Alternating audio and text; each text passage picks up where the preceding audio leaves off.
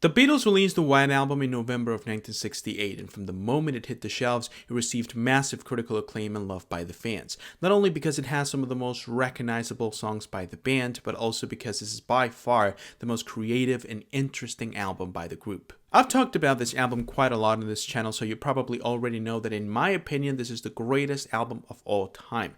I had a whole epiphany listening to this record back when I was 14. So ranking the songs from worst to best is a difficult task, especially because you have 30 songs to go through. But I've already done this video with every other major released by the Beatles, so the only album left is the White Album, and I'm quite excited about it because we're not only going to be including the original 30 tracks that are found in the album, we're also going to be including the non-album singles, the singles that were released in support of the album: Lady Madonna, The Inner Light, Revolution, the single version, and Hey Jude. I predict that this video is going to be massive, and I don't really want to waste your time with a long intro, but I would like to remind you that this is only my personal opinion, my own perception of the songs in this album. So if you have a different one, and I'm pretty sure you do, go ahead and leave it down below in the comments so we can all check it out and have a small conversation in the comments section. Without further ado, let's go on with number 34.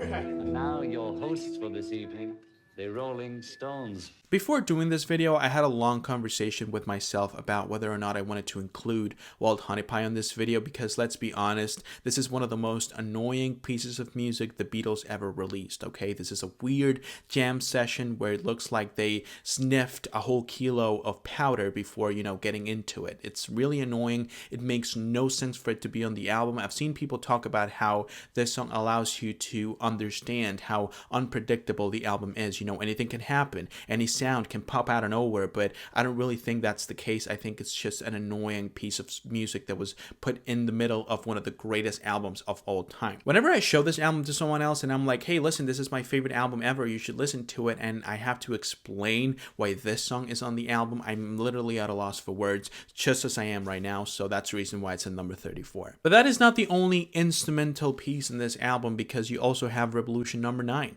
by John Lennon. I don't really know if we're supposed to call this a song. I definitely don't think it is just a bunch of recordings or what Lennon liked to call avant-garde. Thank you, Yoko Ono, for introducing such a thing to my buddy. Now, this is not me not understanding what avant-garde music is all about, okay? There's quite a few avant-garde albums that I do enjoy. However, this is just a bunch of weird recordings and tapes about conversations that go nowhere. The first time you listen to the album, it's kind of like interesting, it's thought-provoking. I remember thinking to myself, maybe there's something I need to find in the instrumental, or maybe the tapes, if you put them all together, they're actually saying something really important. But no, ultimately it's just a bunch of sounds put together. That's what avant-garde music was for John Lennon, and he was completely wrong. This is just a waste of time for the listener, honestly, and I'm pretty sure that I speak for most when I say that this is the point where we usually turn off the album. We don't really get to the end of Revolution number 9 because it's annoying, it's pointless. It's not like there's a great song waiting for us on the other side of the wall, so that is the reason why I leave it at number 33. I honestly don't even think this is a song. At number 32, we have the first George Harrison song on this list, and it's going to be Savoy Truffle. Now this, the level of quality of the songs in this list goes up quite a bit. The two previous tracks are basically not even songs. So it's nice to finally be talking about a song here, even if Savoy Truffle is not exactly my favorite on the album. I like the groove of the song and I like the melody. I definitely think the instrumentation is way more dense and interesting than some of the other songs in this album that are further down the list. The problem is the vocals. They're very aggressively mixed. I don't know if George Martin had a problem with George Harrison, like they had beef or something. So every time that George Harrison sang a song that's not a love song or romantic in any way, shape, or form, he decided to produce mix the vocals in this aggressive, layered, overlapped way to the point where George Harrison sounds like an alien. I don't like the way it sounds here, and that is the reason why it's at number 32. Plus, a song about Savoy Truffles is not exactly my go-to when I think about my favorite songs in the White Album. So yeah, number 32. And number 31, we have the album's closer, Ringo Starr singing Goodnight with the help of George Martin's string arrangements and backing vocals and choirs. And even though this is a beautiful song, one of the most beautiful moments in the album actually, I believe that it doesn't really blend that well with the rest of the album. It's definitely not a good closer, even though it's beautiful, even though a lot of people say that, after all the craziness and, diversity that the album has to offer, the fact that you have such a comfort song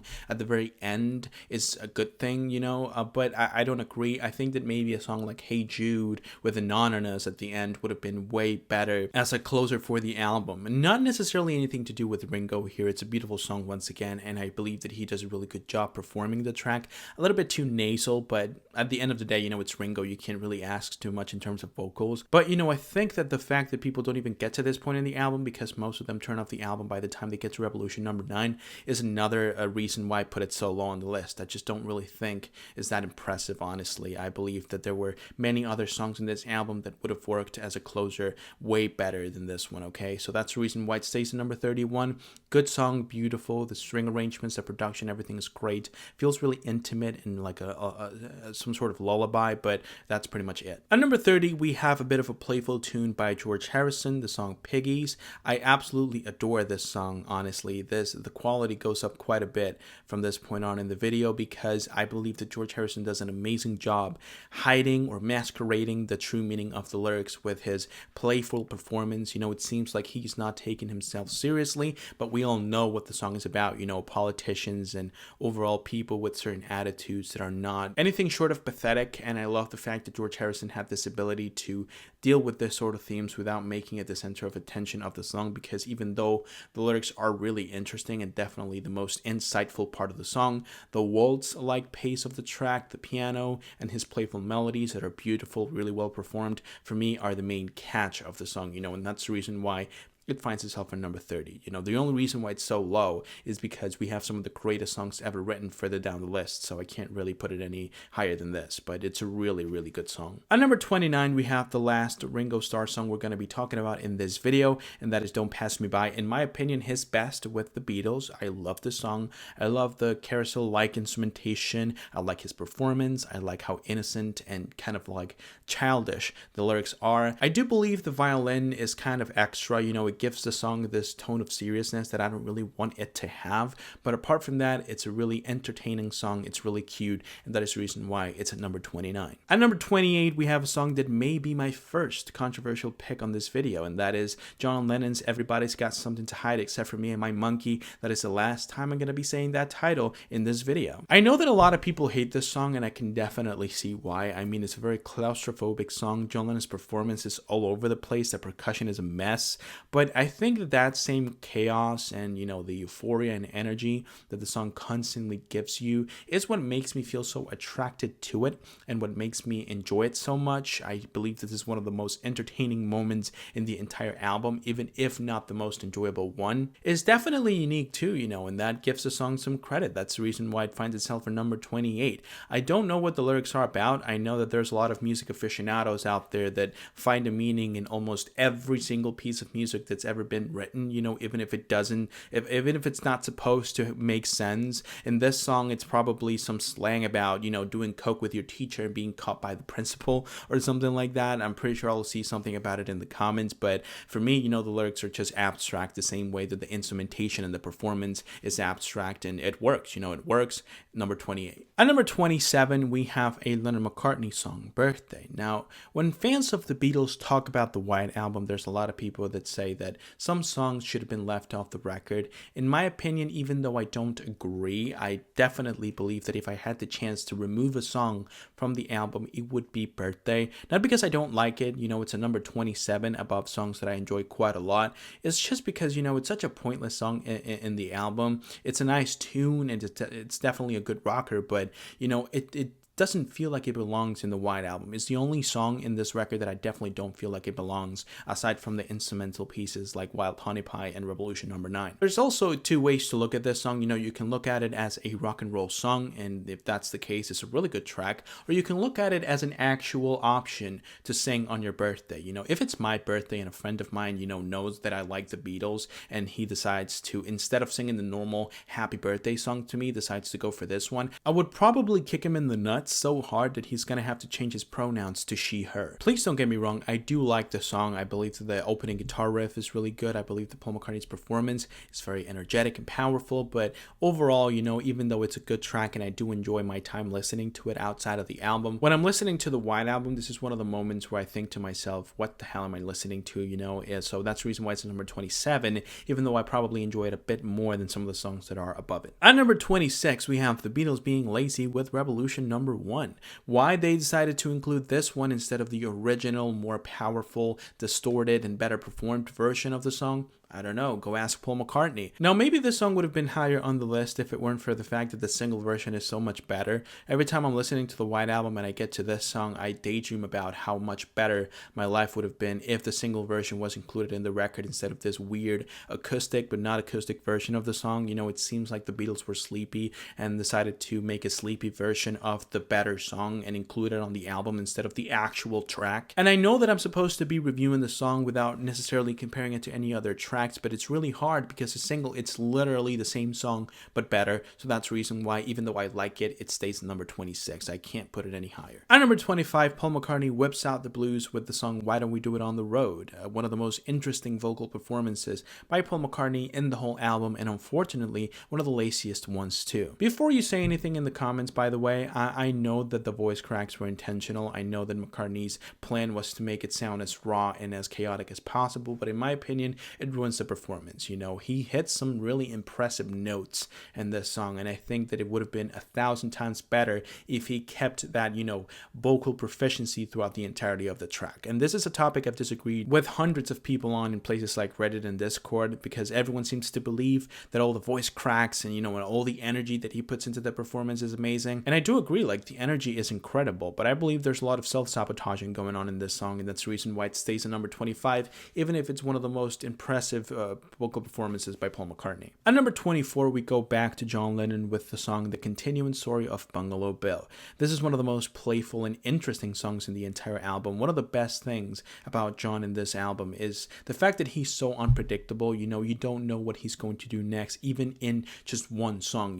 This song starts with this flamenco-like guitar playing and then turns into this sort of a middle school chorus. Then the verse has this serious tone to it with a completely different instrumentation. Every part of this song seems to have a different mood, which is the reason why every time you listen to it is really entertaining and it feels like your first time listening to the song, which is why I put it at number 24. At number 23, we have a George Harrison song, the first non-album single we'll be talking about in this video, The Inner Light. In my opinion, this is one of the best and most interesting compositions that came out as a result of George Harrison's cultural tourism over the land of India. I love the melody, and George Harrison's soft vocals match the nature of the lyrics very well. I love the weirdly paced and colorful instrumental breaks the song offers. It's just a lot of things to love about this song, and it's the reason why it finds itself for number 23. At number 22, go back to Paul McCartney, this time with the track Mother Nature's Son. Now, this is a relief. I've been talking about some really weird songs in this video, so it's nice to have an acoustic piece to talk about. I love the lyrics, I love the guitar playing, I love Paul McCartney's soft performance. I do believe that the string arrangements are a little bit too much,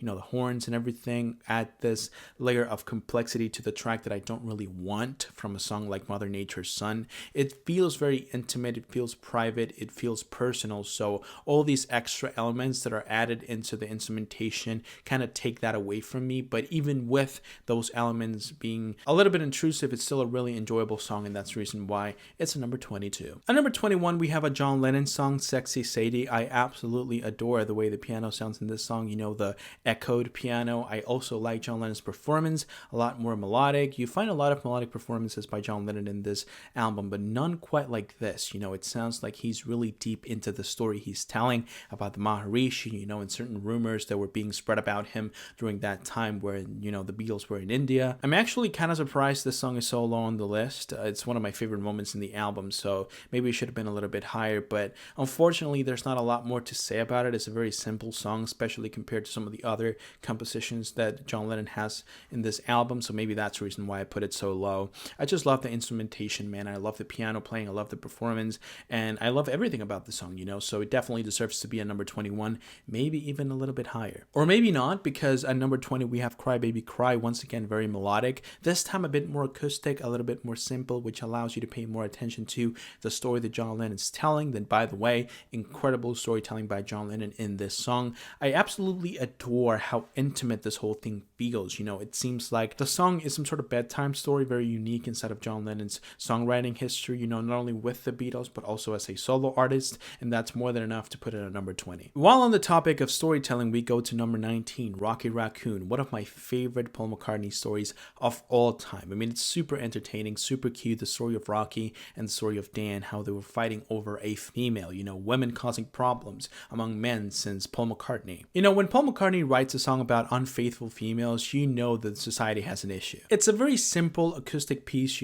somewhere around the middle 8 of the song, the instrumentation goes a little crazy with percussion, with more elements added to it, but ultimately this is a very simple song. The main catch is the storytelling, which is amazing, I think it's very well pieced together, and it kind of leaves you on a cliffhanger, maybe a comeback story by Rocky Raccoon. I don't know, I don't think he ever continued the story in any of his solo stuff. Hopefully one day he will, and he will tell us, if Rocky Raccoon managed to get his revenge on Dan. But even if the story ends with this song, it was a really nice story, and that's the reason why I put it at number 19. At number 18, we have the proper version of Revolution, the non-album single version of the song. In my opinion, this is the one that should have been included on the album instead of the lazy version that it's under the name of Revolution number 1. For me, the distortion, energy, and the chaos it finds the song at the very end of the track, it makes it 1,000 times better. John Lennon's performance is way more passionate and inspiring in this one. It truly makes you feel like you want to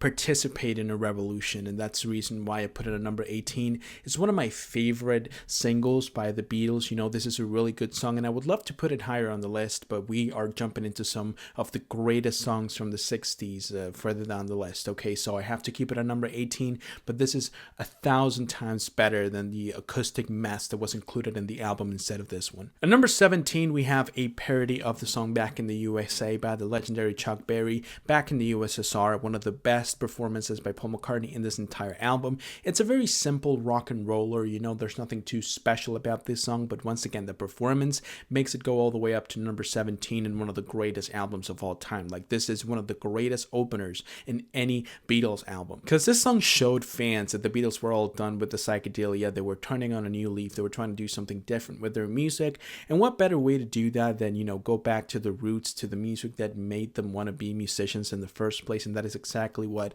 Chuck Berry did for the Beatles. So this is a really nice way to open up the album. That's why I put it at number 17. At number 17, we have another song written by Paul McCartney, Obla Di Obla Da, a song that in my opinion is one of the most overrated in the band's discography. There's too many people saying that this is a top 10 Beatles song, that this was one of the most colorful and playful songs by the band. That's far from the truth, but this is still a really nice tune. I love the piano playing. I love how the lyrics tell the story of a couple and their children and their married life. I like Paul McCartney's performance a lot too, even though George Martin had a problem with the way that Paul McCartney performed this song, and John Lennon pretty much hated this track. In my opinion, this is one of those moments where the unpredictability of the White Album shines through and allows you to see that you don't know what the Beatles have in store for you for the remaining runtime of the album. And because this track is the representation of that, I put it all the way up at number 16, even though I do believe that it's a little bit overrated. We stay in Paul McCartney's lane because we have the song Martha My Dear at number 15, one of the cutest and most simple songs in the album.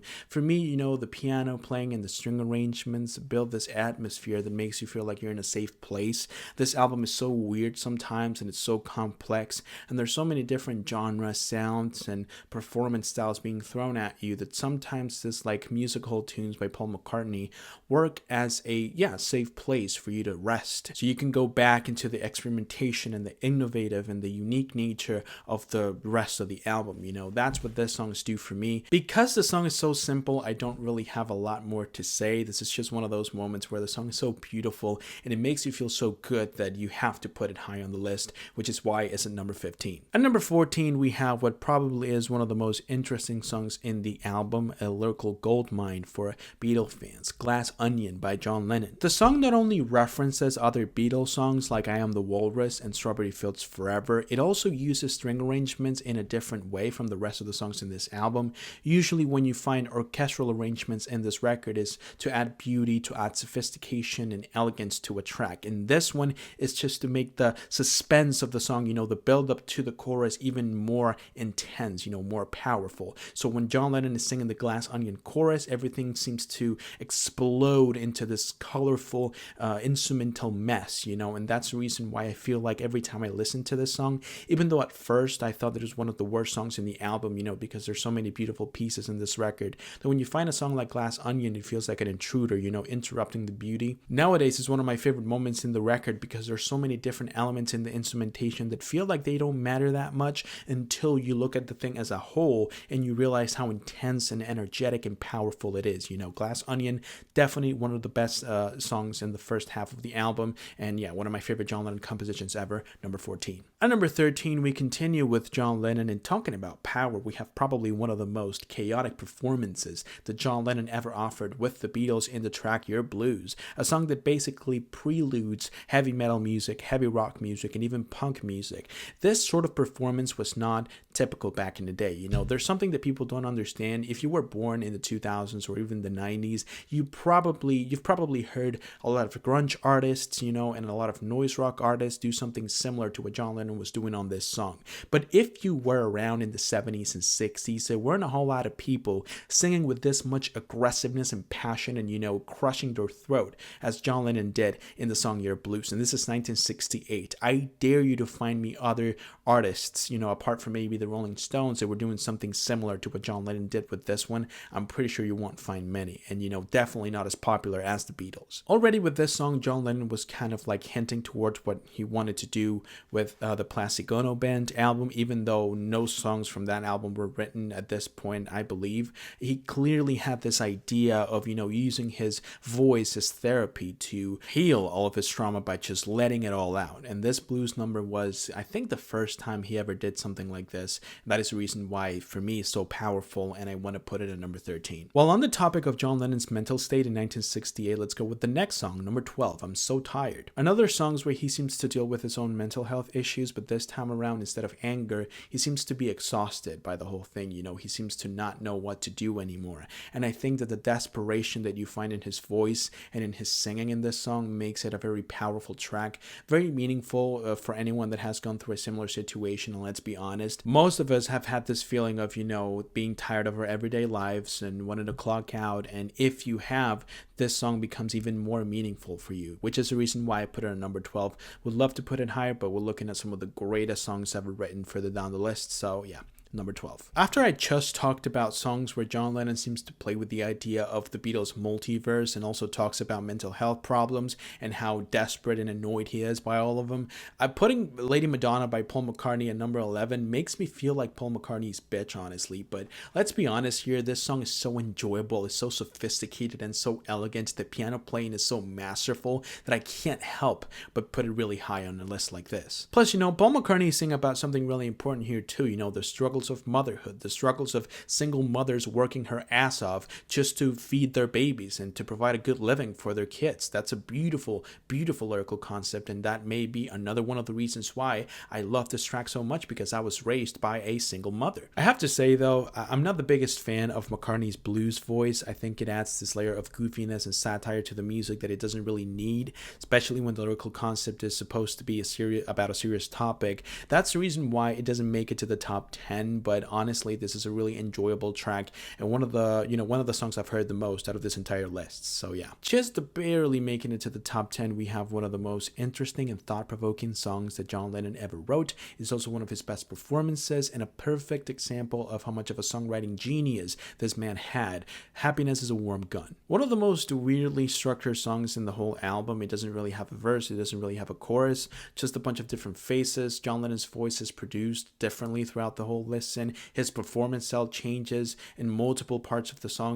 That makes it a really interesting listen because you won't find another song like this in John Lennon's solo discography or in his work with the Beatles, which makes it a very special song in my opinion, and one of the earliest examples of a medley. A bunch of songs ideas that are not fully finished put into just one track and treated as a full song. I know for a fact that a lot of people are going to give me shit for this because this is one of the most simple songs, not only of the album, but of the entirety of the band's discography, but I have to put I Will at number 9. Do you remember what I said about Martha My Dear? How that song seems to work as a safe space for you to rest from all the weirdness and innovation that's going on in the rest of the album? Well, this song is literally the same thing times 10. One of the most beautiful songs ever written by Paul McCartney. It's so cute and so simple, and that's it. That's all I have to say about this song because its simplicity, it's what makes it so amazing and what makes it fitting for an album like the White Album, one of the most unique records ever made. I know it sounds weird, I know that it doesn't make sense, and there's many other songs that I placed lower on the list that were way more meaningful, not only for the fans, but also for John and Paul and George as songwriters, but I just simply can't help it. I've heard this song so many times that I'm pretty sure that if I were to make a top 10 on my Apple Music of songs I've heard the most, this would be in the top 10 and maybe even the top 5. So yeah, number 9, I absolutely adore this song. At number 8, we have another acoustic piece by Paul McCartney, this time a bit more meaningful, a bit more important, and that's Blackbird. One of the first times, or actually maybe even the first time that McCartney got political in a song talking about the civil rights movement, talking about the problem of racism in both the UK and the US. This song is even more simple than I Will. It's just McCartney, a guitar, and his foot tapping on the floor. That's all there is to the instrumentation of the song, but the simplicity of the song allows you to pay attention to what Paul McCartney is actually saying. Plus, the production makes you feel like you're with McCartney singing the song, and that just makes it 100 times better, So that's why I put it on number 8. At number 7, we have one of the most personal, if not the most personal song that John Lennon ever wrote. Another acoustic piece. The acoustic pieces shine through this entire album. The song Julia, dedicated to John Lennon's mother. Once again, the songwriting is nothing special, the instrumentation is nothing special, but sometimes you don't really need all of that to make an amazing song. Sometimes the feeling of wanting to do a song about a certain theme that inspires you is more than enough to create a beautiful masterpiece of a song, and that's exactly what Julia is. And when the songs are so simple compared to some of the other compositions the artists have in this same album, it's really hard to explain why they're so high on the list, but you'll just have to believe me on this one. This is one of the most beautiful and powerful songs in a way that John Lennon ever wrote. At number 6, we have what probably is my most controversial pick in this entire video, Honey Pie by Paul McCartney. Explaining why this song is so high up on the list is pretty much impossible. I think it just comes down to personal preference, but I can only tell you that I'm pretty sure that out of my entire life, my 23 years of living, this is the song I've heard the most ever. Like, there's no other track that comes even close. I know every single second of this song like the palm of my hand. I know that John Lennon didn't like it. I know that George Harrison didn't really care for it. I know that George Martin believed this was a waste of time and it shouldn't be included on the album. And the most confusing part is that I get it. This is just a music hall tune. The White Album is one of the most ambitious musical statements ever made in music history, so a song like this has no place in such an album. I agree, but god damn it, this is such a great song, and the fact that it's one of the last songs in the record makes it even better, because the second half of the album, the last 10 songs in the record are not exactly the greatest in the whole album, so the fact that you have such a great song to kind of like say goodbye to you as you're about to enter the last moments of the record is so amazing, and it feels so good every time I listen to this record. It almost feels like I'm just so excited every time I play the White Album to get to this part of the album, to get to this song. And that is more than enough reason for me to put it at number 6, actually. If I base it off of personal preference alone, this would probably be number 1, maybe number 2. But there's other elements that I take into consideration when it comes to ranking the songs in this list. So it's going to have to stay at number 6, but I absolutely adore this song, and it's definitely my favorite song from the album. But let's go with number 5, shall we? While My Guitar Gently Weeps by George Harrison, one of the most interesting Actually, the most interesting song in terms of instrumentation in the whole album. I love the guitar playing. The guitar solo is incredible. Eric Clapton did an amazing job with this song. I love George Harrison's performance. I love the way that Ringo added this weird, slow-paced drumming to the song, adding another layer of complexity to the instrumentation. I love Paul McCartney's backing vocals in this one too, and I love the climax that the song sort of builds before the guitar solo. There's a lot of things that this song does well, and I definitely agree with anyone who says that this is George Harrison's best song. I think there's other elements that affect this song in a negative way. For example, the way his vocals are mixed. The vocals are a little overproduced, and I think that's just a problem that George Martin had with George Harrison, because there's multiple instances in the band's discography where George Martin did this weird layering of George Harrison's voice to make it sound like a robot, and I don't really like it. But other than that, every other element of this song is basically perfect, so that's the reason why it's at number 5. At number 4, we have what probably is my favorite song by John Lennon. In my opinion, this is one of his best compositions post 1967, and that is Dear Prudence. I absolutely adore the guitar playing on this song, how shiny it sounds. It makes you feel like you're listening to sunshine. If the sun could make a sound, it would probably be the sound of the guitar arpeggios in this song. I love the lyrics too. I think they're really cute. This idea of trying to convince a friend to come out and play and enjoy nature is a really nice lyrical concept. It's really adorable, and I don't know, the whole energy of the song feels so natural. It's almost like this is nature singing to you, like John Lennon finally embraced the world and the trees and the birds and every other element of nature that you can possibly think of, and made it into a song, and this is the result. This is one of the most uplifting and beautiful and inspiring songs that John Lennon ever wrote, and that is the reason, when people are talking about some of John Lennon's best songs and they bring up songs like Imagine, Jealous Guy, Crippled Inside, Watching the Wheels, A Woman, Beautiful Boy, I'm like, no. For me, the peak of John Lennon's songwriting ability post 1967 is Dear Prudence, one of the most beautiful songs ever, number 4 on my list. We do a complete fucking shift in terms of energy here, because at number 3 we have one of the heaviest and dirtiest songs of 1968, Paul McCartney's Helter Skelter. Explaining the legacy of this song to people is kind of complicated, especially if they were born in the 90s or the 2000s like myself, because nowadays there's so many genres like heavy metal music, doom metal music, noise rock, industrial rock, progressive rock that are way heavier than, Helter Skelter. People don't really know what all the fuss is about when it comes to this track, but this was 1968 and nothing sounded as chaotic and as aggressive as Paul McCartney's Helter Skelter. A lot of people say that the Stones and Jimi Hendrix and the Kings were already doing similar things prior to Helter Skelter, but none of them were as aggressive and as chaotic as this song, and that's the reason why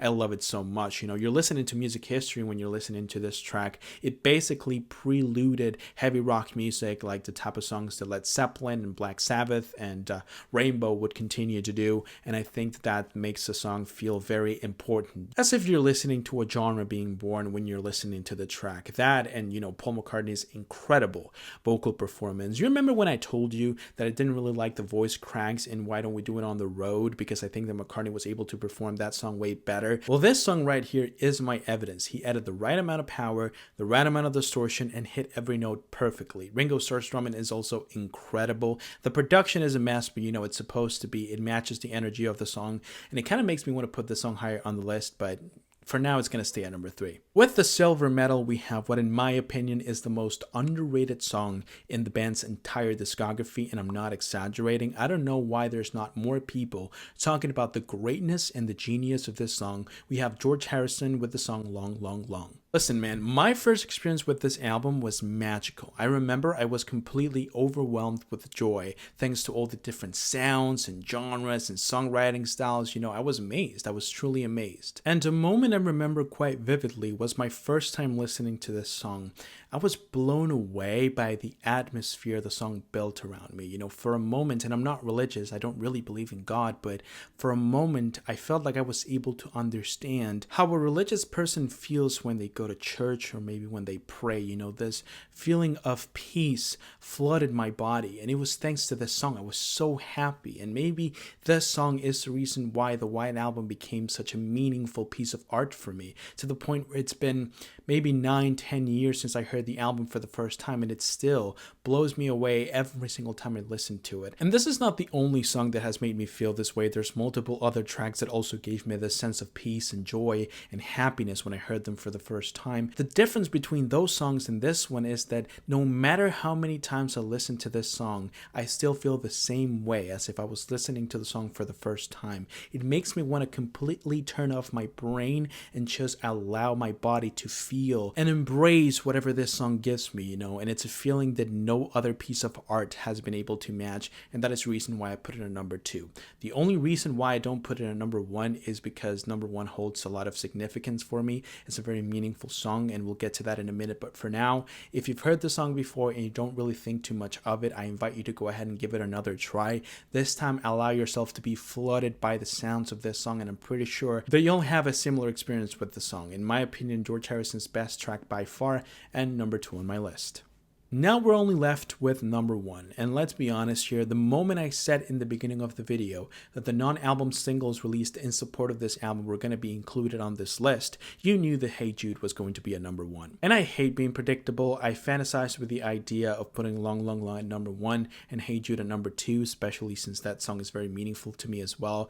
But I would be lying to myself. My experiences with this song go beyond music. I remember I was maybe 8-9 years old. YouTube was already a thing, and the Beatles uploaded a video of their live performance of Hey Jude, and I was amazed. I was completely in love. My dad saw me enjoying the music. He loves the Beatles as well, so he played Let It Be. He played I Want to Hold Your Hand. He played 8 Days a Week. He played a bunch of songs, and I completely fell in love with the band. That's when he got me a copy of the White Album, and that's when I started to listen to albums, and I got into music, and that led to me making this YouTube channel and writing reviews for a magazine, a bunch of things that have happened in my life as a result of listening to this song for the first time. So really, this is probably the most important song of my whole life, when it comes to my hobby as a music listener. It's really weird because when people say things like, football changed my life, maybe a video game changed my life, maybe this book changed my life, I was never able to relate to any of that.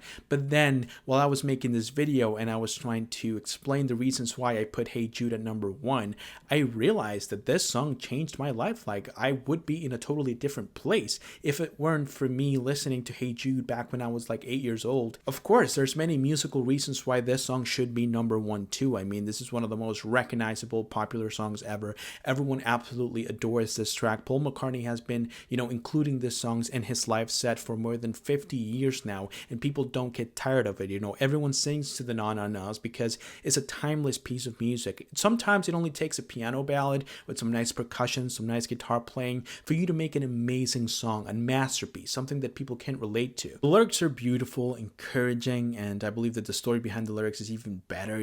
How Paul saw that Julian, John Lennon's first son, was struggling because his parents were going through a divorce. So he decided to cheer him up by writing this song, originally meant to be called Hey Jules. There's a bunch of other reasons, the fact that singles weren't usually this long. This is a 7-minute song that was played on radio, and that was crazy to think of back then. Usually songs were like 2 minutes, 3 minutes, maybe 4 minutes, and that's it. But ultimately, the reason why it's at number 1 is because how meaningful it is to me. I have a lot of beautiful memories every time I play this song, and for that reason, I can't think of another song more fitting to be at the number 1 spot. I'm not a great one for that. Maybe it was too many of that. Look, what do you mean? It was great. It's sold. It's the bloody Beatles White Album. Shut up. That's going to be it for today's video. This video is going to be long. Like, I'm tired. My throat is tired. I'm going to have to edit this whole thing, and I'm pretty sure that's going to take a long time. So I do hope that you guys enjoyed this video as much as I enjoyed making it. If you did, go ahead and leave a like and subscribe to the channel so you don't miss any other videos that I upload. If you want me to talk about any other topics related to music, if you want me to check out a song, an album, or an artist, leave it down below in the comments, and I'll make sure to read it and fulfill your request as soon as I can.